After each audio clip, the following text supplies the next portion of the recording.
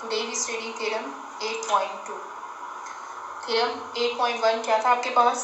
In an obtuse angle triangle, the square on the side opposite to obtuse angle is equal to the sum of the squares on the side containing the obtuse angle together with twice of the rectangle of one side and the other projection of it on other side. अब आपके पास previous theorem में in an obtuse angle triangle the square on the side opposite to obtuse angle था कि obtuse angle की opposite side का जो square होता है वो इक्वल होता है जो ऑब्ट्यूज एंगल को जो दो साइड्स कंटेन करती है उनके स्क्वायर के सम के टुगेदर विद उनके साथ ऐड हुआ था क्या twice of one of that side and the projection of it on other कि जो दो साइड्स ऑब्ट्यूज एंगल को कंटेन करती थी उनमें से एक साइड और दूसरी साइड का उसके ऊपर प्रोजेक्शन उसका ट्वाइस उसके साथ ऐड हुआ था। अब आपके पास आज जो थ्योरम 8.2 है उसी तरह का थ्योरम है बट इसमें आपके पास ऑब्ट्यूज के बजाय अब एक्यूट एंगल की बात हो रही है। एक्यूट एंगल किसको कहते हैं? Acute angle is an angle whose measure is greater than 0 degree but less than 90 degree. Acute angle वो एंगल होता है जिसकी मेजर 0 से ग्रेटर और 90 से लेस होती है। बिटवीन 0 एंड 90 डिग्री जो एंगल होता है that is called acute angle. अब आपके पास ऑब्ट्यूज एंगल ट्राइंगल हो तो उसमें एक ऑब्ट्यूज एंगल होता है और बाकी दोनों एक्यूट होते हैं। ऑब्ट्यूज का मतलब होता है ग्रेटर देन 90 डिग्री। अब इसमें अगर आपके पास ये ट्राइंगल है तो इसमें आपके पास एंगल ए बी सी, अगर ए पे ऑब्ट्यूज एंगल है ग्रेटर देन 90 है तो बी और सी दोनों एक्यूट हैं। वो दोनों मिल के 180 कंप्लीट करते हैं इस ऑब्ट्यूज एंगल के साथ। अब आपके पास अगर कोई भी एक्यूट एंगल ट्राइंगल है तो उसमें आपके पास तीनों एंगल्स एक्यूट होते हैं, ए बी और सी। इसमें आपके पास तीनों एक्यूट एंगल होते हैं। एक्यूट एंगल का मतलब क्या है कि सारे एंगल लेस देन 90 होते हैं और वो जो मिल के सारे एंगल्स क्या कंप्लीट करते हैं ट्राइंगल का सम 180 डिग्री कंप्लीट करते हैं। इसी तरह राइट एंगल ट्राइंगल में एक 90 डिग्री का एंगल होता है और बाकी दोनों एक्यूट एंगल होते हैं। तो अब आपके पास एक्यूट एंगल की बात हो रही है। इसका मतलब है कि अब आपके पास पहले ऑब्ट्यूज एंगल की बात हो रही थी तो उसमें ऑब्ट्यूज एंगल ट्राइंगल को लेना कंपल्सरी था तो ऑब्ट्यूज एंगल आता था। लेकिन अब अगर आप अपनी स्टेटमेंट देखें इन एन ऑब्ट्यूज एंगल ट्राइंगल और इन एनी ट्राइंगल, कोई भी ट्राइंगल यहाँ पे ली जा सकती है। ऑब्ट्यूज एंगल ट्राइंगल और in any triangle the square on the side opposite to acute angle is equal to sum of the squares on the sides containing the acute angle diminished by. अब पहले आपके पास था together with, together का मतलब था addition और यहाँ पे जो डिमिनिश्ड है, डिमिनिश्ड का मतलब क्या है? सब्ट्रैक्शन। डिमिनिश्ड मीन खत्म करना और चीज़ें खत्म किससे होती है? सब्ट्रैक्शन से कम होती हैं। टुगेदर मीन्स इकट्ठा करना तो चीज़ें एडिशन में इकट्ठी होती हैं। अब नंबर्स में एडिशन के लिए टुगेदर के लिए एडिशन और डिमिनिश्ड के लिए सब्ट्रैक्शन होता है। तो अब आपके पास क्या है? Diminished bye twice the rectangle contained by one of those side and the projection of it on other side कि जो दो साइड्स एक्यूट एंगल को कंटेन करती हैं उनमें से एक साइड और दूसरी साइड का उसी के ऊपर प्रोजेक्शन। अब आपके पास सेम वही थ्योरम जो आपने 8.1 में प्रूव किया उसी का ये ऑपोजिट है कि इसमें आपके पास ऑब्ट्यूज के बजाय एक्यूट एंगल की बात हो रही है और एक्यूट एंगल आपके पास राइट एंगल ट्राइंगल में भी होता है, एक्यूट एंगल ट्राइंगल में भी होता है और ऑब्ट्यूज एंगल ट्राइंगल में भी होता है। तो अब इस थ्योरम को प्रूव करने के लिए ऑब्ट्यूज एंगल ट्राइंगल भी ली जा सकती है या एनी ट्राइंगल का वर्ड भी यूज हो सकता है। तो जब आप ये थ्योरम प्रूव करेंगे तो आपके पास इस थ्योरम में पेपर में अगर ये थ्योरम आए तो इन एनी ट्राइंगल भी हो सकता है या इन एन ऑब्ट्यूज एंगल ट्राइंगल भी हो सकता है क्योंकि अब बात हो रही है एक्यूट एंगल की और एक्यूट एंगल जो होता है वो हर ट्राइंगल में प्रेजेंट होता है, चाहे वो एक्यूट एंगल है, चाहे वो राइट एंगल है, चाहे वो ऑब्ट्यूज एंगल है। तो अब बात किसकी होगी इस थ्योरम में? एक्यूट एंगल ट्राइंगल की ऑपोजिट साइड की।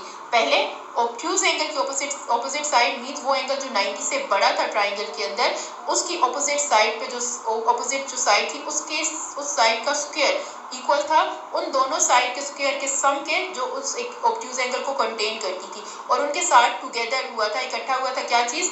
ट्वाइस ऑफ, 2 टाइम्स उन दोनों में से एक साइड और दूसरी साइड का प्रोजेक्शन। अब आपके पास क्या है? In an obtuse angle triangle और in any triangle the square on the side opposite to acute angle is equal to sum of the squares of the sides containing the acute angle.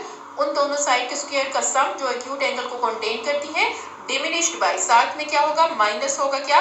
Twice of, 2 times of rectangle contained by one of those sides. वो rectangle जो उन दोनों sides में से जो acute angle को contain करती थी उसमें से एक साइड और दूसरी साइड का उसी के ऊपर प्रोजेक्शन, कि वो आपके पास जो दो साइड एक्यूट एंगल्स को कंटेन करती है जिसकी ऑपोजिट साइड का स्क्वायर आपने इक्वल लिया हुआ है, उन दोनों में से एक साइड और दूसरी का प्रोजेक्शन, और प्रोजेक्शन आपके पास प्रीवियस थ्योरम में भी आपको बताया था शेडो होता है, वो उस जो साइड वहाँ जहाँ से वो साइड स्टार्ट हो रही है वहाँ से प्रोजेक्शन स्टार्ट होता है, और जहाँ पे वो साइड खत्म हो रही है वहाँ से स्ट्रेट 90 के एंगल के साथ प्रोजेक्शन खत्म हो जाता है। तो अब हम इस थ्योरम को प्रूव करेंगे। इस थ्योरम को प्रूव करने के लिए हमें एक्यूट एंगल चाहिए।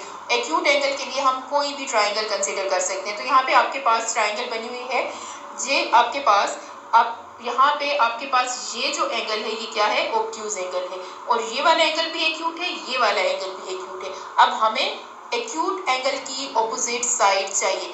पहले हमने ये थ्योरम 8.1 एक्यूट ऑब्ट्यूज एंगल की ऑपोजिट साइड के लिए प्रूव किया। अब हमें थ्योरम प्रूव करना है किसके लिए, एक्यूट एंगल की ऑपोजिट साइड के लिए। Acute means less than 90 degree. अब लाइन के ऊपर जितने भी एंगल आते हैं वो 90 से छोटे होते हैं और स्ट्रेट लाइन 90 के एंगल बनाती है, और 90 से बाहर जब एंगल जाते हैं तो वो 90 से ग्रेटर हो जाते हैं। अब ये एंगल आपके पास लाइन के ऊपर आ रहा है, लाइन से बाहर नहीं जा रहा है, it means it is less than 90, so it is acute angle. तो हमें क्या बताना है, acute angle the square on the side opposite to acute angle. अब उसी तरह से पहले हमने एक ट्राइंगल बनाई A B C, triangle A B C हमने बनाई। ट्राइंगल ए बी सी में जो एंगल सी है ये एक्यूट एंगल है। इस एक्यूट एंगल को कंसीडर करते हुए हम अपना थ्योरम प्रूव करेंगे। अब उसी तरह से ए की ऑपोजिट साइड पे स्मॉल ए का नाम देंगे, बी की ऑपोजिट साइड पे स्मॉल बी, और सी की ऑपोजिट साइड पे स्मॉल सी का नाम देंगे। तो हमारे पास क्या है, एक्यूट एंगल की जो ऑपोजिट साइड है उसका जो स्क्वायर है वो इक्वल है उन दो साइड के स्क्वायर के जो एक्यूट एंगल को कंटेन करती है। तो एक्यूट एंगल को जो दो साइड्स कंटेन करती है, जिस पे ये आर्क आपको डली हुई नजर आ रही है, वो कौन सी है, वो आपके पास एक ए सी है जिसको किससे रिप्रेजेंट किया हुआ है, बी से, और एक बी सी है जिसको किससे रिप्रेजेंट किया हुआ है, ए से।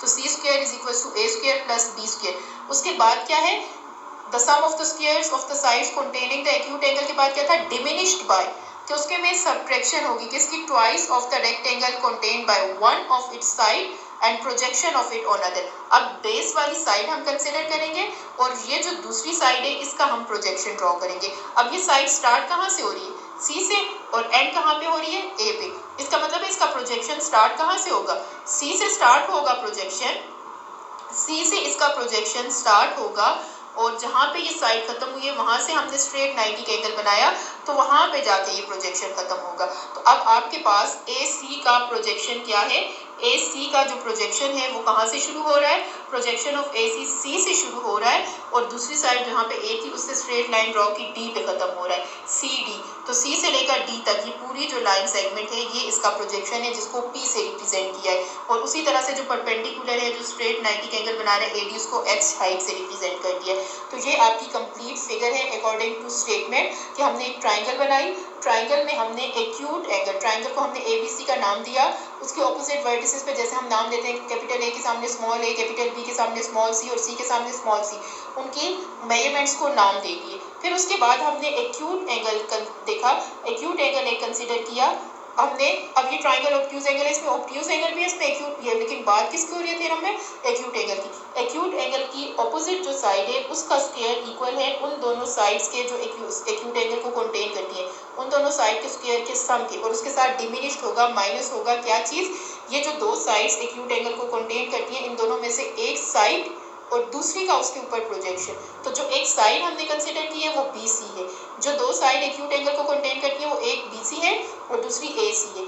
बी सी साइड हमने कंसिडर की और ए सी का हमने प्रोजेक्शन, कि हमें डिमिनिश्ड करना है twice of one of its side and projection of it on other, कि जो दो साइड्स एक्यूट एंगल को कंटेन करती है उसमें से एक साइड और दूसरी का उसके ऊपर प्रोजेक्शन। तो हमने बी सी साइड जो एक्यूट एंगल को कंटेन करती है वो ली, और दूसरी साइड ए सी का प्रोजेक्शन। अब ए सी का प्रोजेक्शन जो है वो हमने पी से रिप्रेजेंट किया है। अब प्रोजेक्शन स्टार्ट कहाँ से हो रहा है, एंड कहाँ पे हो रहा है, प्रोजेक्शन पी जो है वो कहाँ से स्टार्ट हो रहा है, सी से जो साइड स्टार्ट हो रही थी, तो सी से ये प्रोजेक्शन स्टार्ट होगा, और ए पे ये साइड खत्म हो रही है, तो ए से स्ट्रेट 90 के एंगल के साथ ये प्रोजेक्शन खत्म हो जाएगा। मीन्स सी से स्टार्ट होगा प्रोजेक्शन और डी पे ये प्रोजेक्शन खत्म हो जाएगा। अब हमें प्रूफ क्या करना है कि हमारे पास एक्यूट एंगल के सामने जो साइड है जिसको हमने सी का नाम दिया हुआ है वो इक्वल है उन दोनों साइड के स्क्वायर के सम के जो एक्यूट एंगल को कंटेन करती हैं, डिमिनिश्ड बाय, उनके साथ माइनस होगा क्या, कि जो दोनों साइड एक्यूट एंगल को कंटेन करती है उनमें से एक साइड और दूसरी साइड का उसके ऊपर प्रोजेक्शन, जो एक साइड BC हमने कंटेन ली उसको A से रिप्रेजेंट किया हुआ है और प्रोजेक्शन CD जो है वो P से रिप्रेजेंट हो रहा है। तो ये हमारा टू प्रूव है। गिवन क्या है हमें, अब हम उसको प्रॉपरली देखते हैं। अब आप अपनी फिगर में देखें तो यहाँ पे आपको स्टेट में उसमें बुक में दो फिगर्स बनी हुई नजर आएंगी। अब यहाँ पे बुक में बात किसकी हो रही है, in an obtuse angle triangle. अब इसमें इन एनी ट्राइंगल भी लिखा हुआ आ सकता है। प्रीवियस बुक में जब ये थ्योरम आपके पास था तो प्रीवियस बुक में इसकी स्टेटमेंट में इन एनी ट्राइंगल लिखा हुआ था। एनी ट्राइंगल क्यों लिखा हुआ था, क्योंकि एक्यूट एंगल की बात हो रही है और एक्यूट एंगल हर ट्राइंगल में प्रेजेंट होता है, चाहे वो एक्यूट एंगल ट्राइंगल है, चाहे वो ऑब्ट्यूज एंगल ट्राइंगल है, चाहे वो राइट एंगल ट्राइंगल है। इसीलिए यहाँ पे बनाई हुई भी ये दो ट्राइंगल। अब बुक में उन्होंने ऑब्ट्यूज एंगल ट्राइंगल लिख दिया, लेकिन यहाँ पे ऑब्ट्यूज एंगल ट्राइंगल भी बनाई और यहाँ पे एक्यूट एंगल ट्राइंगल भी बनाई। अब ये ट्राइंगल जो आपको बनी हुई सामने नजर आ रही है, ये कौन सी ट्राइंगल है, ये एक्यूट एंगल ट्राइंगल है, क्योंकि इसमें कोई एंगल 90 से बड़ा नहीं है, इसका हर एंगल 90 से छोटा है। ये एंगल भी लाइन के ऊपर आ रहा है, ये एंगल भी लाइन के ऊपर आ रहा है, कोई एंगल स्ट्रेट 90 से बाहर नहीं जा रहा। इसका मतलब है कि ये एक्यूट एंगल है। तो इसका मतलब है सिर्फ ऑब्ट्यूज एंगल नहीं ली जा सकती, इस थ्योरम में कोई भी ट्राइंगल ली जा सकती है, हर ट्राइंगल में एक्यूट एंगल प्रेजेंट होता है। तो आपके पास एक्यूट एंगल ट्राइंगल के ऑपोजिट, एक्यूट एंगल का जो ऑपोजिट साइड है उसका स्क्वायर आपने लेना और उसको इक्वल प्रूव करना है। अब आपने अपनी नीट नोटबुक पे ये वाली फिगर बनानी है और इसी के अकॉर्डिंग हम प्रूव कर लेंगे, क्योंकि हमें कोई भी ट्राइंगल बना के इस थ्योरम को प्रूव करना है। तो हमारे पास अगर ऑब्ट्यूज एंगल का वर्ड हुआ तो उसके अकॉर्डिंग भी ये फिगर ठीक है, एनी ट्राइंगल का वर्ड हुआ तो उसके अकॉर्डिंग भी ये फिगर ठीक है हमारे पास। कि अगर बुक में मेंशन हुआ इन an obtuse angle triangle, obtuse angle में से आप एक्यूट एंगल की ऑपोजिट साइड लें तो उसके अकॉर्डिंग भी ये फिगर ठीक है। और अगर इन एनी ट्राइंगल हो कि कोई भी ट्राइंगल लें तो कोई भी ट्राइंगल में हम ये भी ले सकते थे, ये भी एक्यूट एंगल भी ऑब्ट्यूज एंगल भी, तो इसलिए हम ये वाली ट्राइंगल ले रहे हैं। ये हमारी दोनों स्टेटमेंट को सेटिस्फाई करती है, चाहे ऑब्ट्यूज एंगल ट्राइंगल का वर्ड हो तो ऑब्ट्यूज एंगल ट्राइंगल है, ये एनी ट्राइंगल का वर्ड हो उसको भी ये सेटिस्फाई करती है। तो आपने अपनी नीट नोटबुक पे ये वाली फिगर बनानी है और इसी के अकॉर्डिंग थ्योरम को प्रूव करेंगे हम। अब नेक्स्ट हम गिवन अगर लिखें तो गिवन क्या है हमारे पास, इन ट्राइंगल ABC हमने सबसे पहले क्या बनाई, एक ट्राइंगल बनाई ABC। ट्राइंगल बनाने के बाद हमने क्या किया, measure of angle C is acute, C पे हमने एक्यूट एंगल जो बना हुआ था इस एक्यूट एंगल को कंसीडर किया। AD is perpendicular from A to BC, AD जो है वो क्या है, परपेंडिकुलर है A से BC तक। BC को आगे प्रोड्यूस किया जाता है, प्रोड्यूस यहाँ लिखा हुआ है, प्रोड्यूस का मतलब होता है एक्सटेंड करना, कि BC को आगे एक्सटेंड करने की जरूरत थी तो हमने उसको एक्सटेंड करके A से परपेंडिकुलर ड्रॉ किया। यहाँ से C से ये साइड स्टार्ट हो रही थी, A पे खत्म हो रही थी, तो A पे जहाँ पे खत्म हुई वहाँ से हमने स्ट्रेट परपेंडिकुलर लाइन ड्रॉ की, तो हमारे पास AC का प्रोजेक्शन आ गया जो C से शुरू हो रहा है और D पे खत्म हो रहा है। अब हमारे पास ये जो C पे एक्यूट एंगल बन रहा है इसकी ऑपोजिट साइड का स्क्वायर हमने इक्वल प्रूव करना है, इन दोनों साइड के स्क्वायर के सम के जो उसको कंटेन कर रही है together with one of its side and projection of the other side, कि इन दोनों में से जो उसको कंटेन कर रही है उसमें से एक साइड और दूसरी साइड का प्रोजेक्शन का ट्वाइस जो है वो डिमिनिश्ड करना है, उसमें से माइनस करना है। अब उसके लिए हमने उसी तरह जैसे प्रीवियस थ्योरम में नाम दिए थे, गिवन में हमने ट्राइंगल ली और परपेंडिकुलर ड्रॉ किया।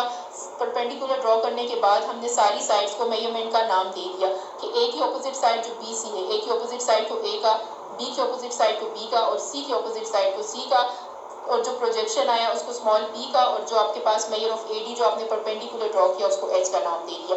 तो यहाँ पे सिर्फ क्या किया हुआ है, गिवन में ट्राइंगल लिखी, फिर उसमें एक्यूट एंगल को मेंशन किया कि कौन से वर्टेक्स वाला एक्यूट एंगल हम कंसीडर करने, क्योंकि एक ट्राइंगल में एक ही एक्यूट एंगल नहीं होता है, एक ट्राइंगल में दो एक्यूट एंगल होते हैं, अगर वो ऑब्ट्यूज एंगल या राइट एंगल है, और अगर वो एक्यूट एंगल ट्राइंगल है तो उसमें तीनों के तीनों एक्यूट एंगल है। तो आप गिवन में मेंशन करेंगे कि आप कौन से एक्यूट एंगल को कंसीडर करके अपना थ्योरम प्रूव करने जा रहे हैं। तो हमने यहाँ पे सबसे पहले तो लिखा measure of angle C is acute, AD is perpendicular from A to BC, CD is projection. उसके बाद हमें प्रोजेक्शन चाहिए था क्योंकि हमारे प्रूफ में एक साइड का प्रोजेक्शन चूज हो रहा है, तो हमने प्रोजेक्शन को भी गिवन में मेंशन कर दिया।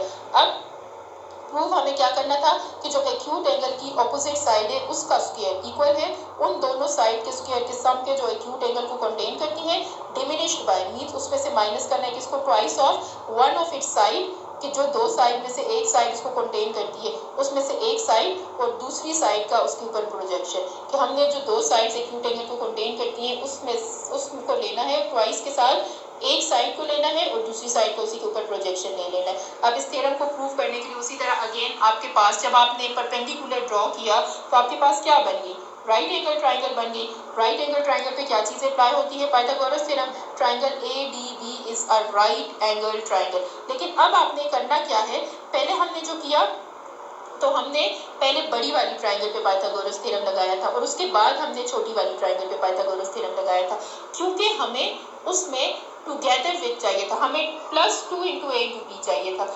अब हमने उसमें क्या किया था, बड़ी वाली ट्राइंगल पे पहले पाइथागोरस थ्योरम लगाया था, तो उसकी बेस को हमने सम में चेंज कर दिया था, तो हमारे पास a + b² का फार्मूला बन गया था। a + b² से हमारे पास +2 × A×B आया। लेकिन अब अगर आप चेक करें तो आपको -2 के साथ वैल्यू चाहिए। -2 के साथ वैल्यू चाहिए तो मीन्स आपको a - b² का फार्मूला बनाना पड़ेगा। आपको दो चीज़ों को सबट्रैक्ट करके उसका स्क्वायर ओपन करना पड़ेगा। तो अब हम छोटी वाली ट्राइंगल पे पहले पाइथागोरस थ्योरम लगाएंगे, ये वाली जो ट्राइंगल आपको नजर आ रही है, और फिर ये जो कंप्लीट बड़ी वाली ट्राइंगल है इस पे हम बाद में पाइथागोरस थ्योरम लगाएंगे, जिसमें ये हाइपोटेन्यूज है, ये पूरी बेस है और ये परपेंडिकुलर होगा। तो अब हम क्या करेंगे, पहले इस छोटी वाली ट्राइंगल पे पाइथागोरस थ्योरम लगाएंगे। अब ये छोटी वाली ट्राइंगल में आपके पास क्या है, यहाँ पे 90 का एंगल बन रहा है, तो 90 के सामने क्या होता है, हाइपोटेन्यूज, 90 के साथ बेस, और 90 वाली जो साइड होती है वो परपेंडिकुलर है। तो आपके पास क्या होगा, hypotenuse whole square is equals to base square plus perpendicular square. Hypotenuse whole square is equals to base square plus perpendicular square. तो आपके पास ये मेजर ऑफ BD जो है बेस में जो आएगी, मेजर ऑफ BD।